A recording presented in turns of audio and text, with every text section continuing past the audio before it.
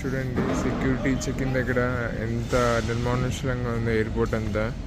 IndiGo cancellation వల్ల airport అంతా చాలా నిశ్శబ్దంగా ప్రశాంతంగా అయిపోయింది. డిజీ యాత్ర లైన్ కూడా ఆపేశారు.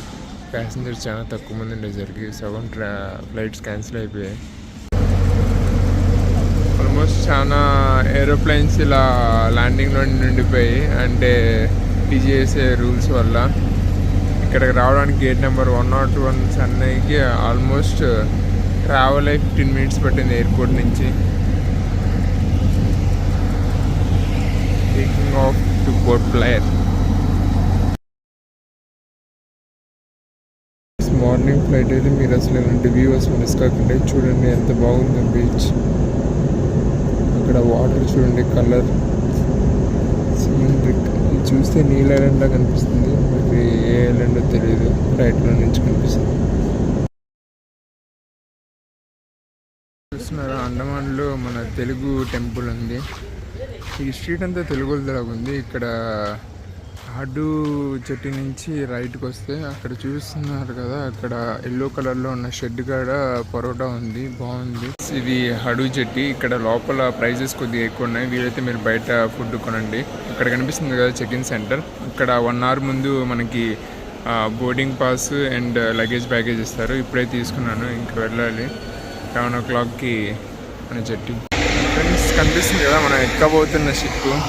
టికెట్ 1700 అలా అయింది. చాలా ముందుగా బుక్ చేసుకున్నాం. 1 week ముందు బుక్ చేసుకుంటే దొరికింది. 11 o'clockకి స్టార్ట్ అయ్యేసరికి 11:10 అయింది. ఇక్కడ ఏదో ప్లే అవుతుంది చూడండి ఫ్రెండ్స్.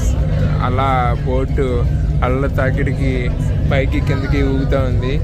అక్కడ ఐలాండ్లో టెంకాయ చెట్లు బాగా కనిపిస్తున్నాయి. It's good journey friends.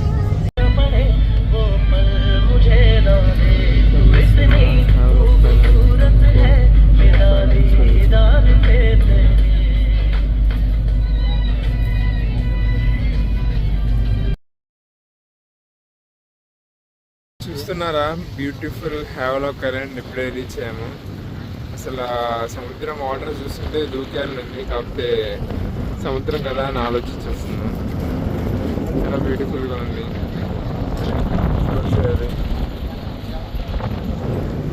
Semi submarine నేను సొల్లి చెప్తున్నాను ఇక్కడ, కాకపోతే మాకేం సబ్మెరీన్ లాగా కనిపించట్లేదు.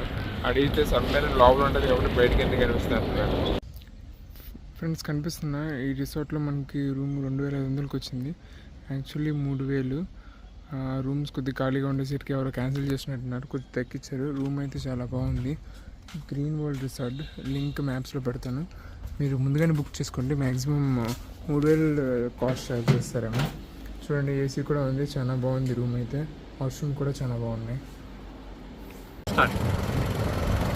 ఫ్రెండ్స్ రాధానగర్ బీచ్కి వెళ్తున్నాము. మా రూమ్ నుంచి 11 kilometers స్టార్ట్ చేసాము. అక్కడికి వెళ్ళిన తర్వాత వ్యూ చూపిస్తాను. సన్సెట్ సూపర్ ఉంటుందంట.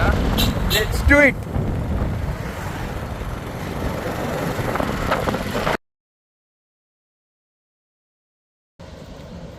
ట్రావెలర్స్, ఇదిగోండి Radhanagar beach first location. View అయితే చాలా బాగుంది. మీరు స్విమ్మింగ్ డ్రెస్ తెచ్చుకోండి, ఎందుకంటే కొద్దిగా అక్కడ స్విమ్మింగ్ స్పాట్స్ ఉన్నాయి, చాలామంది స్విమ్ చేస్తున్నారు.